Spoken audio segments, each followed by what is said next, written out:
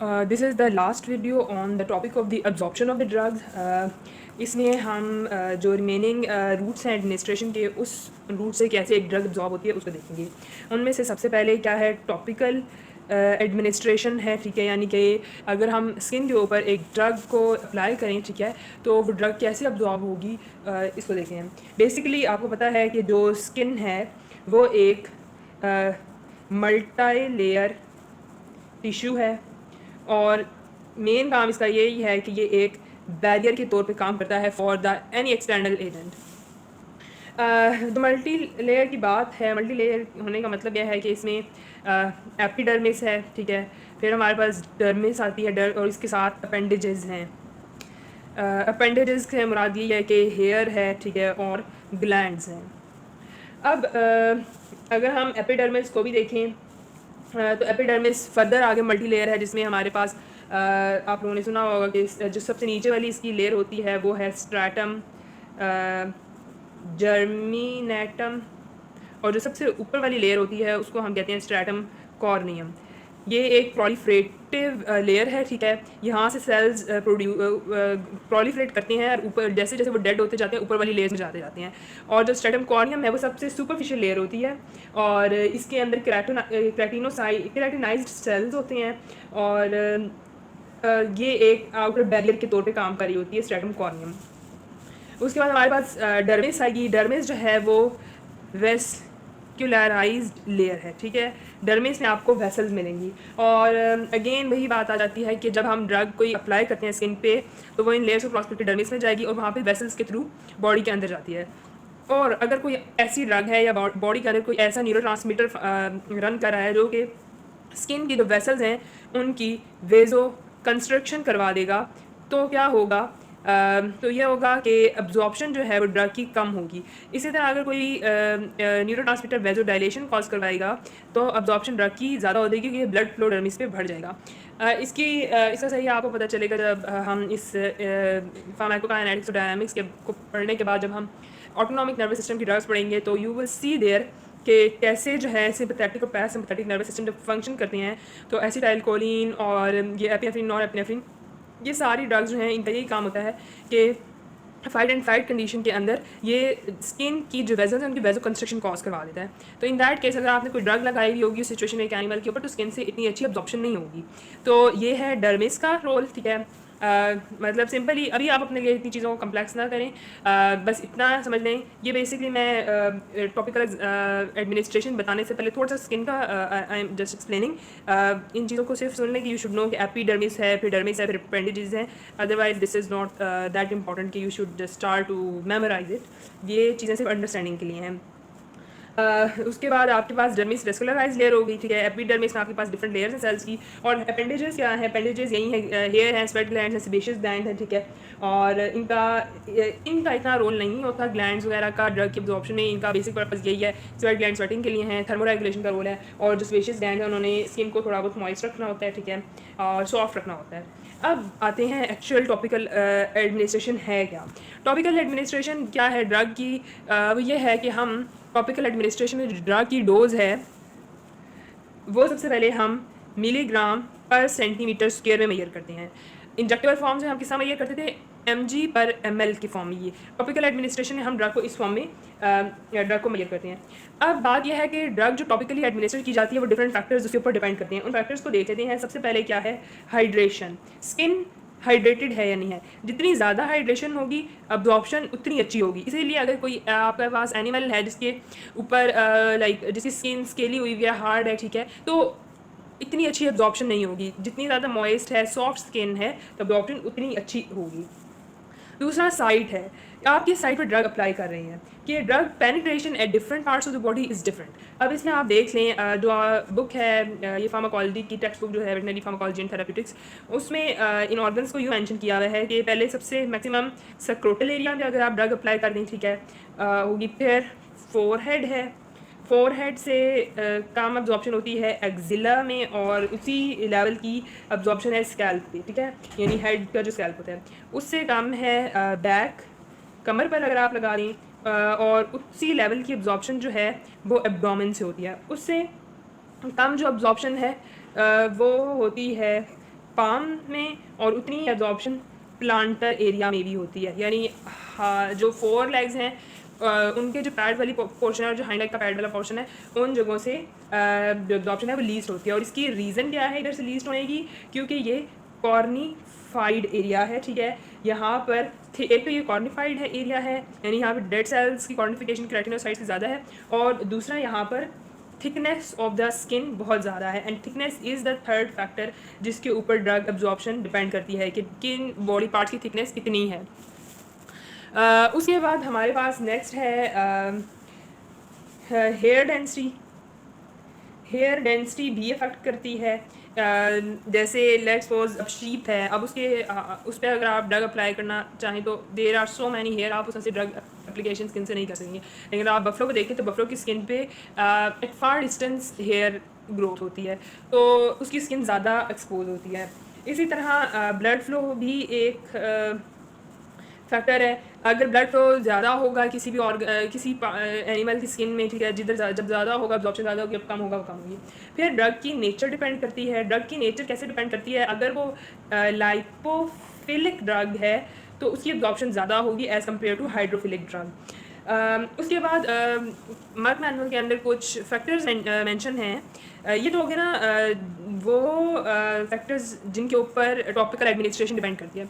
उसके अलावा वो फैक्टर्स जिनके थ्रू हम मैनुअली ऑल्ट्रेशंस करके मैनिपुलेशंस करके ड्रग के एब्जॉर्प्शन थ्रू टॉपिकल रूट बढ़ा सकते हैं। वो क्या क्या हैं? वो एक ये है कि आप हीट इंक्रीज़ कर दें। जैसे आप किसी स्किन का कोई पोर्शन मसाज करें, मसाज करने से वो पोर्शन जो होता है वो हीट अप हो जाता है, ठीक है, तो वहाँ से एब्जॉर्प्शन अच्छी होगी। फिर लेट्स सपोज अगर कोई ड्राई स्किन है तो आप पहले उसके ऊपर वैज़लीन वगैरह लगा के एक दिन के लिए वैज़लीन वगैरह लगाएं ताकि स्किन जो है वो सॉफ्ट हो जाए। उसके बाद टॉपिकल एडमिनिस्ट्रेशन करें, you will get the good result. उसके बाद अगर कोई जो वो है डिस्टर्ब कर दें स्ट्रेटम कॉर्निया, जैसे बर्न की वूंड्स वगैरह होते हैं, ठीक है, तो ऐसे वूंड वगैरह को फ्रेश वगैरह किया जाता है, ऊपर से डेड स्किन उतारी जाती है, then you have disrupted the stratum corneum. अब उसके ऊपर जो है जब आप बर्न वूंड्स के ऊपर पैचेस वगैरह लगाते हैं ड्रग्स के, तो वहाँ से एब्जॉर्प्शन बेहतर होती है। इसी तरह अगर ड्रग मॉलिक्यूल जो है वो स्मॉल हो, जितना स्मॉल है उतनी ज़्यादा बेटर एब्जॉर्प्शन होती है। इसी तरह एक मेडिकल कंडीशन जिसमें अगर टिश्यू जो है वो इन्फ्लेम्ड है, इन्फ्लेम्ड टिश्यू जो होगा वो हाइपरीमिक होगा, वहाँ पे ब्लड वेजल्स जो हैं वो डायलेटेड होंगी। इन्फ्लेम्ड एरिया में ब्लड वेजल्स डायलेटेड होती हैं, तो इन्फ्लेम्ड टिश्यू में भी ड्रग एब्जॉर्प्शन जो है वो बेटर हो रही होगी। उसके बाद हमारी जो नेक्स्ट है ड्रग एब्जॉर्प्शन जो है वो है from the site of respiratory system, यानी आप कह सकते हैं इनहेलेंट ड्रग एब्जॉर्प्शन, यानी absorption from respiratory system. Inhalant drug absorption में क्या है कि आप वी नो के जो ब्रीदिंग है वो एक इनएविटेबल प्रोसेस है जो हर ऑर्गेनिज्म हर वक्त करता है, ठीक है। तो हम क्या करते हैं कि we administer drug through inhalation route in a way कि ड्रग को हम मिक्स कर देते हैं ऑक्सीजन, ठीक है, और वो फिर क्या करेगी कि वो नोज से नॉस्ट्रल से जाएगी ट्रैकिया में, ट्रैकिया से ब्रोंकियोल्स में, ठीक है, वहाँ से फिर वो लंग्स के में जाकर अल्वियोलाई में जाएगी, ठीक है। अब अल्वियोलाई में जाकर क्या होगा? Alveoli is very you can say efficient site for the drug absorption. Why? इसकी रीजंस हैं। पहली रीज़न ये है इसका सरफेस एरिया बहुत ज़्यादा है। हमें पता है एक अल्वियोलाई का स्ट्रक्चर इस तरह से होता है और इसकी मेम्ब्रेन्स जो हैं यूँ वो सारी सरफेस एरिया बहुत ज़्यादा उन्होंने बढ़ाई हुई होती है, ठीक है। और बुक्स में ये बात मेंशन है कि अल्वियोलाई का surface area 5 times that of skin है, यानी आपकी पूरी बॉडी की स्किन जो है, एक एनिमल की पूरी बॉडी की स्किन का जो सरफेस एरिया है उसका 5 टाइम्स ज़्यादा अल्वियोलाई सरफेस एरिया प्रोवाइड करते हैं। फिर अल्वियोलाई इसलिए बेटर साइट है क्योंकि इसकी थिन मेम्ब्रेन्स हैं। थिन मेम्ब्रेन का मतलब ये हुआ कि there is small diffusion distance, यानी ड्रग का diffusion distance of the membrane जो है वो बहुत थोड़ा है कि वो पास करके पेनिट्रेट करके अब्जॉर्ब हो जाएगी, सर्कुलेशन में चली जाएगी। तीसरा ये है कि यहाँ पे ब्लड फ्लो बहुत ज़्यादा होता है। वी नो के अल्वियोलाई के इर्द गिर्द पूरा का पूरा एक कैपिलरी नेटवर्क होता है to cause a oxygenation of the gases, ठीक है। तो वो एक बहुत अच्छी साइड है, वहाँ पे ब्लड फ्लो बड़ा ज़्यादा है तो क्या है आपकी ड्रग भी बड़े आराम से अब्जॉर्ब हो जाएगी। इसका जो तो ये मेन 3 रीजंस हैं अल्वियोलाई के बेटर साइट ऑफ एब्जॉर्प्शन होने के। उसके बाद एक बात है कि इनहेलेंट रूट का एक बड़ा एडवांटेज ये है कि जो ड्रग्स इनहेलेंट रूट से दी जाती हैं उनमें हम फर्स्ट पास इफ़ेक्ट नहीं देखते, ठीक है। तो वो एक मुश्किल जो हमने GIT एब्जॉर्प्शन पर ओरल एब्जॉर्प्शन में देखी थी, वो इशू यहाँ पे रिजॉल्व हो जाता है। फिर हमने ये बात पढ़ी थी कि जो टॉपिकल एब्जॉर्प्शन है उसमें ड्रग की डोज हम mg पर cm क्यूब में मेजर करते हैं। जो इनहेलेंट रूट है उसकी ड्रग को हम मेजर करते हैं partial pressure of that gas, यानी मतलब जो ड्रग है वो भी गैशियस फॉर्म में होगी ना, तो that gaseous drug in inspired air, यानी जो सांस ले रहे हैं उसके अंदर उसका पार्शियल प्रेशर कितना है उससे हम इसकी डोज रेट मेजर करते हैं। उसके बाद एक बात है कि इनहेलेंट ड्रग में ड्रग अब्जॉर्ब कैसे होती है। हम यहाँ पे वही पार्टीशन कॉफिशेंट देते हैं और यहाँ पे जो पार्टीशन कॉफिशेंट है वो है ब्लड गैस पार्टीशन कॉफिशेंट। होता क्या है कि अब ये हमारे पास अल्वियोलाई है ना, ठीक है, लेट्स सपोज ये अल्वियोलाई की मेम्ब्रेन है और ये यहाँ पे हमारे पास ब्लड वेजल इसके साथ साथ जा रही है। अब हम क्या देखेंगे कि अगर तो यहाँ पर जो ड्रग है उस जो गैस उसकी गैस है, ठीक है, उसकी कंसनट्रेशन अगर अल्वियोलाई में ज़्यादा है, ठीक है, ये पार्टीशन कॉफिशेंट हमने कहा था ना रेशियो है, पीछे हमने ये वीडियो में डिस्कस कर चुके हैं, ठीक है, ब्लड और गैस की।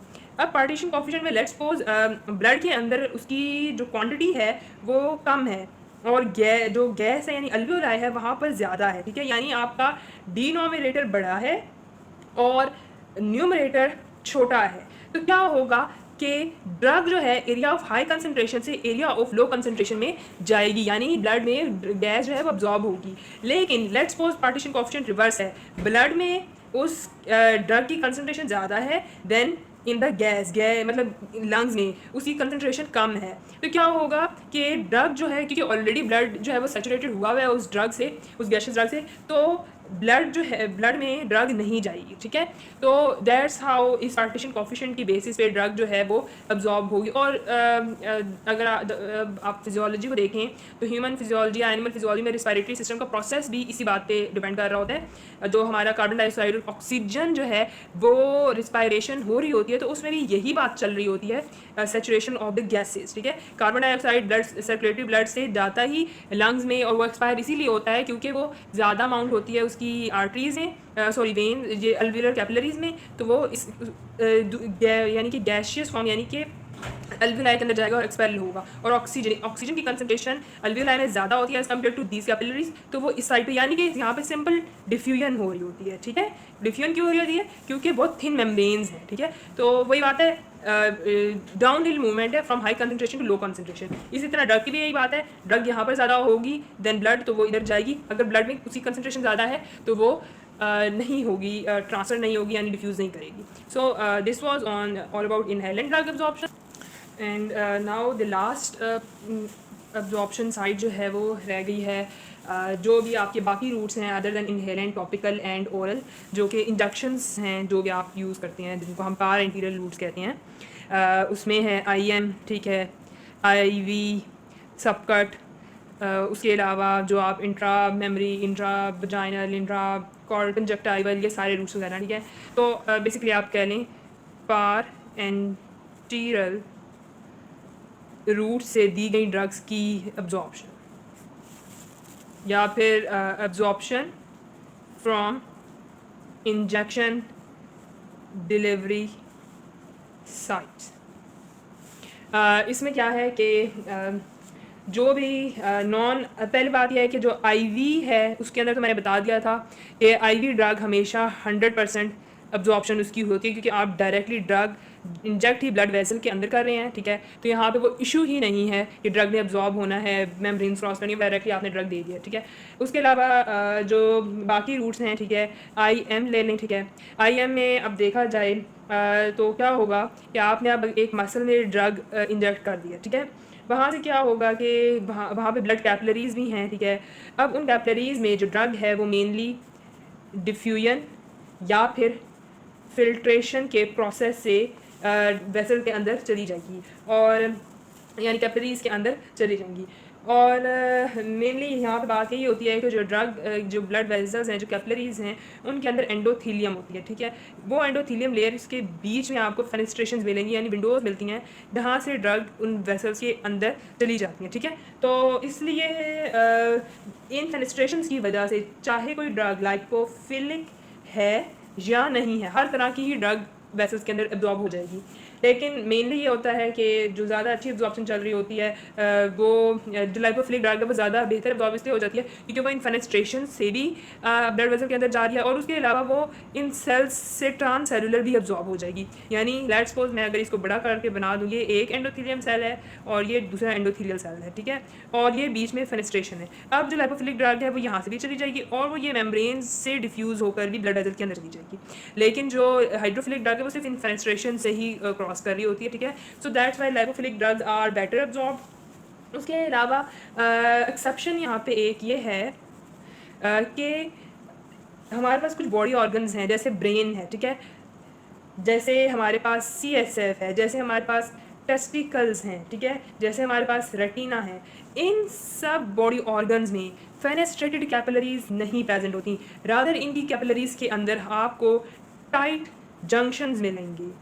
यानी यहाँ पे जंक्शंस बहुत टाइट होते हैं, यहाँ पे कोई फेनेस्ट्रेशंस नहीं होती, जिनकी वजह से ड्रग्स इन एरियाज़ में ऐसे क्रॉस नहीं करती, because there is a blood brain barrier, CSF barrier, ठीक है, फिर ब्लड टेस्टिकल बैरियर है, रेटिना में भी बैरियर्स होते हैं, ठीक है। तो इन कैपिलरीज, क्योंकि इनकी कैपिलरीज में कोई फेनेस्ट्रेशंस नहीं है, that's why drugs in organs में अब्जॉर्ब नहीं होती है इस तरह से कि वो बस कैपिलरीज में क्रॉस करके तो पहुँच जाएगी।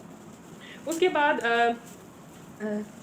आप अगर एक ड्रग की एब्जॉर्प्शन फास्ट करवाना चाहते हैं, ठीक है, फास्ट ड्रग एब्जॉर्प्शन अगर आपको चाहिए तो आप क्या क्या कर सकते हैं कि आपने ये किस किस चीज़ों पर डिपेंड करती है। एक कंसनट्रेशन ऑफ ड्रग पे डिपेंड करती है, ठीक है, ड्रग की कंसनट्रेशन बढ़ा दें, यानी वॉल्यूम ऑफ इंजेक्शन या आप बढ़ा दें, ठीक है। आपने 5 ml लेट्स सपोज देनी थी ड्रग, उसकी जगह 7 ml कर दें, ठीक है। जितनी ज़्यादा ड्रग के ml ज़्यादा होगा उतना ज़्यादा आप एब्जॉर्प्शन ज़्यादा होगी, ठीक है।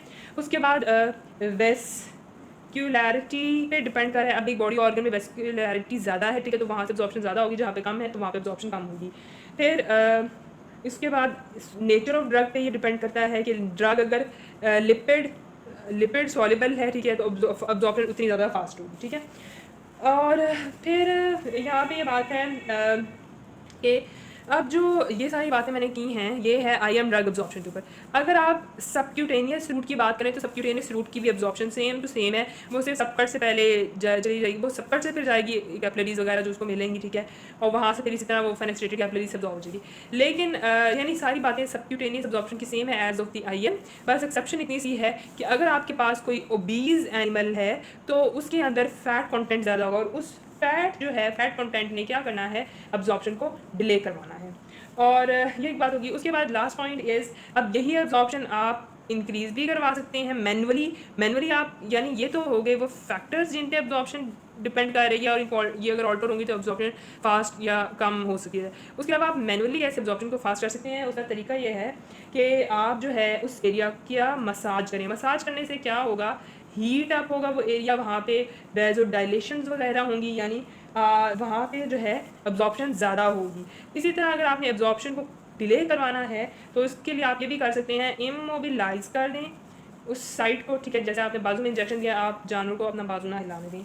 उसके बाद आप उस एरिया की लोकल कूलिंग कर देते हैं। लोकल कूलिंग से वहाँ पे वेजो कंस्ट्रिक्शन हो जाएगी, तो क्या है, ब्लड में ड्रग आगे नहीं जा सकेगी क्योंकि अब वेसल्स कंस्ट्रिक्टेड हैं, ठीक है, तो एब्जॉर्प्शन कम हो जाएगी। उसके अलावा आप टॉर्निकेट कर सकते हैं। टॉर्निकेट क्या होता है कि जब हमने कोई लिम्ब है, ठीक है, उसके ऊपर जब हम रस्सी सी या कोई पाइप या किसी बैंडेज या किसी भी तरीके से उसको नॉट लगा देते हैं, तो क्या है कि ब्लड सर्कुलेशन जो है वो आगे को नहीं जा पा रही होती, ठीक है, तो इसको टॉर्निकेट कहते हैं। तो आप उस एरिया को ज़ोर से बांध दें किसी भी पाइप या किसी भी बैंडेज या किसी भी रस्सी से, ठीक है, ताकि ब्लड फ्लो उस पोर्शन का बाकी बॉडी से रुक जाए, ठीक है, और इस तरह आप कर सकते हैं। उसके अलावा आप खुद भी इंजेक्शन दे सकते हैं वेजो कंस्ट्रिक्टर का, ठीक है, तो वहाँ पे क्या होगा, वहाँ पे वेजो कंस्ट्रिक्शन उस एरिया में हो जाएगी तो ड्रग एब्जॉर्प्शन नहीं होगी। बाकी क्लिनिकली इंपॉर्टेंट है ये चीज़, एब्जॉर्प्शन कम करने वाला। लेट्स सपोज आपने गलती से कभी कोई ड्रग दे दी है, ठीक है, और आप उसको रोकना चाहते हैं, तो आप जो है ये कर सकते हैं, इफ़ यू डोंट वांट कि वो एकदम से एब्जॉर्ब हो, ठीक है,